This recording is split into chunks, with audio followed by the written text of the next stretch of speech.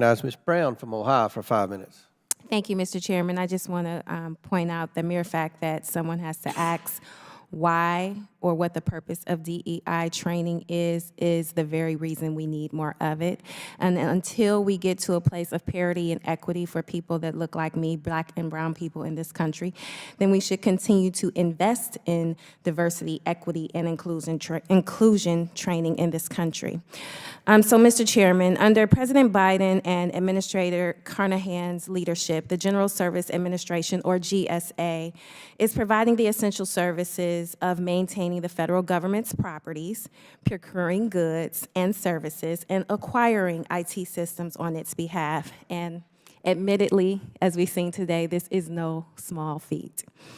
Administrator Carnahan, I want to commend you on your transformative leadership at GSA, bringing the federal government into the 21st century and effectively managing millions of square feet of federal property and hundreds of thousands of vehicles owned and operated by the government. I was pleased to hear about the Workplace 2030 initiative in which GSA is preparing for the future of federal work and the GSA's groundbreaking plans to center the climate crisis by transitioning to a fully electric federal fleet and pivoting to climate-conscious construction materials. I'm also excited about GSA's efforts to strengthen, support, and sustain women and minority-owned businesses through President Biden's whole-of-government approach based in equity. GSA's equity initiatives are supporting majority-minority communities across the country, including in Ohio's 11th Congressional District. In 2022, GSA released its Equity Action Plan. Administrator Carnahan, I understand you established a position of Senior Advisor to the Administrator for Equity, for which I applaud you. So what additional ways is GSA centering equity in the totality of its work? Yeah, thank you for that question. As I said, equity is important to us because it is reflective of the American people. We want to have a government that reflects our people, that makes the government better, and it serves all the people better. One of the things that we've really focused on recently is recruitment, and we've focused on HBCUs as a prime source of talent that we can bring into the government. We're also very focused on small and women-owned and small disadvantaged-owned businesses. We're really proud of the amount of our procurement that we can do with these small businesses. It makes a difference in communities. We all want to support that. So it's a way we can give good value to the American taxpayers and also support communities. The final thing I just want to mention is a thing called the Good Neighbor Program. And that really is about how we work with communities to make sure things like building siting are actually good for the communities. There was a great example recently in Harrisburg, Pennsylvania. A new courthouse was going up.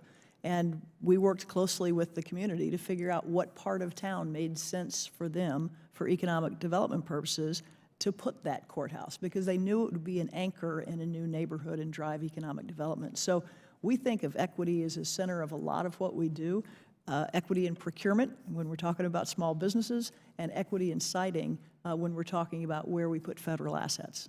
Thank you. Additionally, something I'm particularly focused on is making sure diverse vendors and businesses get a shot at opportunities which historically have been contracted to large, predominantly white corporations. So, Administrator, how is GSA equitable opportunities for small and disadvantaged businesses and investors? Can you give us some specifics on that?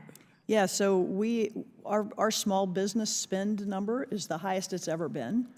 It's about, our total spend at GSA was about $20 billion, and I think somewhere in the 40% range was small businesses. And so we take this very, very seriously because we know we can get basically a double win, both a good value for taxpayers and having the economic benefit for those communities that we want to support.